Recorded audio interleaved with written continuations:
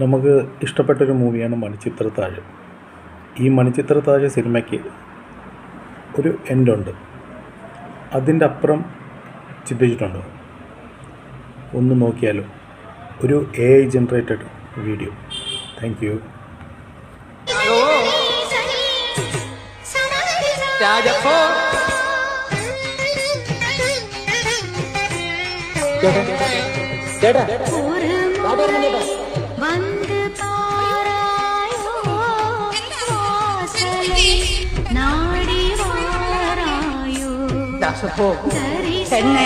ശരി